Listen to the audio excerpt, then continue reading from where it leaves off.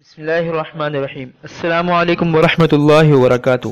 جی ناظرین، آپ دیکھ رہے ہیں ہمارا یوٹیوب چینل ایک قوم ایک آواز۔ آج کا ہمارا سوال ہے کہ میڈیا جھوٹ بولتا ہے؟ ویسے تو اس میں کوئی شک نہیں کہ میڈیا جھوٹ بولتا ہے، لیکن گزشتہ چند دنوں سے یہ باتیں گردش کر رہی ہیں کہ میڈیا جھوٹ بولتا ہے، اور اگر میڈیا جھوٹ بولتا ہے تو پھر مولانا طارق جمیل صاحب نے میڈیا کے اینکروں سے معافی کیوں مانگی؟ ناظرین، آج کی اس ویڈیو میں ہم میڈیا کے عام جھوٹوں سے پردہ فاش کریں گے۔ اس سے پہلے کہ ویڈیو شروع کریں، آپ سے میری ایک ریکویسٹ ہے، اگر آپ نے ہمارا یوٹیوب چینل ایک قوم ایک آواز کو سبسکرائب نہیں کیا تو پلیز اس کو سبسکرائب کر دیں اور بیل آئیکن پر کلک کریں، اور اگر آپ کو ہماری یہ ویڈیو پسند آئے تو اس کو لائک اور شیئر کریں۔ شکریہ۔ جی ناظرین، اس بحث کا آغاز ہوا ہے وزیر اعظم کی اس تقریر سے جس میں مولانا طارق جمیل اور میڈیا کے کچھ اینکر موجود تھے۔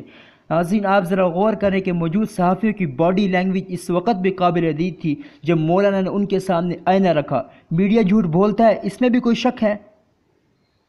آپ صرف ان کے اشتہارات ہی دیکھ لیں۔ کون سا شیمپو بالوں کو بڑا کرتا ہے، کون سی کریم رنگ گورا کرتی ہے، کولڈ ڈرنکس کینسر ہے صحت کے لیے، اس کے ڈرامے، مارننگ شوز، ٹاک شوز کتنے سچ کے علم بردار ہیں سب جانتے ہیں۔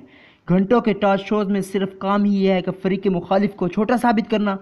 ناظرین، آپ سب جانتے ہیں کہ میڈیا سرمایہ دار طبقے کے ہاتھوں میں ہے۔ ان کا کام یہی ہے کہ جھوٹ کو سچ ثابت کرنے کی قیمت وصول کرنا۔ صبح اخباروں میں آتے ہیں اور رات گئے تک ٹاک شوز میں اپنے چورن بیچتے ہیں۔ میڈیا کا سب سے بڑا کام اسلامی جمہوریہ پاکستان سے مذہب کو دیس نکالا دینا ہے۔ کرونا کے بعد زیر بحث مسجد ہے۔ علماء کو ہر چینل پر بلا کر اختلافات پیدا کرنے کی کوشش کی جا رہی ہے۔ آپ بینکوں کے سامنے کیا ہو رہا ہے، مارکیٹوں میں کیا ہو رہا ہے، لیکن ساری توجہ تراویح پر ہے۔ ہم اس ملک میں رہتے ہیں جہاں پنجاب حکومت یونیورسٹی میوزیکل کنسٹرکٹر پر پابندی لگاتی ہے، پھر واپس لے لیتی ہے۔ یونیورسٹی انتظامیہ لڑکے لڑکیوں کے ایک کنٹین میں بیٹھنے پر پابندی لگاتی ہے، فوراً واپس لے لیتی ہے۔ ہم شناخت کے بحران میں مبتلا قوم ہیں۔ سرمایہ دارانہ نظام میں ہماری حیثیت محض صارف کی ہے۔ ہم کنزیومر سوسائٹی کے ممبر ہیں، یہ ہماری واحد شناخت ہے۔ ایک مولانا طارق جمیل کیا پوری قوم یہ کہہ رہی ہے کہ میڈیا بے حیا کا سرغنہ ہے؟ ناظرین، ایک طرف تو کرونا وائرس کی وجہ سے مسجدیں بند پڑی ہیں، اور دوسری طرف آپ ان تصویروں میں ذرا غور کریں کہ کیسے کیسے شو چل رہے ہیں۔ جی تو پاکستان کا شو چل رہا ہے، پول انٹرٹینمنٹ کے شو چل رہے ہیں، ان کو بند کیوں نہیں کیا جا سکتا؟ شو کے اندر گیدرنگ نہیں ہے اور ان سے کرونا وائرس کے پھیلنے کا کوئی خطرہ نہیں ہے، صرف مساجد کی وجہ سے کرونا وائرس کے پھیلنے کا خطرہ لاحق ہے۔ جی ہاں ناظرین، آپ سمجھ تو گئے ہی ہوں گے کیا چل رہا ہے۔ پرویز مشرف نے ڈاکٹر عبدالقدیر خان سے معافی منگوائی۔ تاریخ نے بہت کچھ دیکھا، رقم کیا، دنیا نے مکافات عمل بھی دیکھ لیا۔ میڈیا نے مولانا طارق جمیل صاحب سے معافی منگوا کر ثابت کر دیا کہ سرمایہ خدا ہے، سرمایہ ہی مذہب ہے۔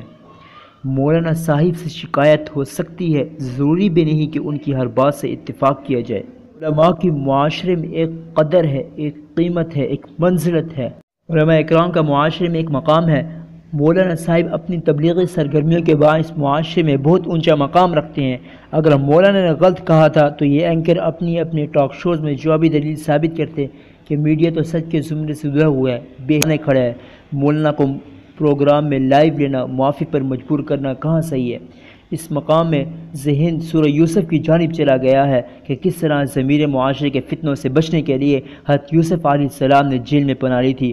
مولانا نے میڈیا کے فتنوں سے بچنے کے لیے معافی میں عافیت جانی۔ وقت ہے کہ علماء کرام میڈیا سے متعلق اپنی پالیسی ترتیب دیں۔ کچھ دیکھنے سے بہرحال یہ بات تو سمجھ میں آئی کہ مسلمانوں کی تاریخ میں علماء کرام کیوں شاہی درباروں سے دور رہا کرتے تھے۔ اس سب کے باوجود ہمیں خوشی ہے کہ آج بھی عوام مولانا کے ساتھ کھڑی ہے، اور یہ سب کرنے سے مولانا کے مقام و مرتبے میں کوئی کمی نہیں آئی، بلکہ ان کا مقام اور زیادہ بلند ہوا ہے۔ اللہ تعالیٰ مولانا کو تا دیر سلامت رکھے اور ان کی زندگی میں برکتیں عطا فرمائے، اور ان کی برکت سے مجھ فقیر کی بھی مغفرت فرمائے، آمین۔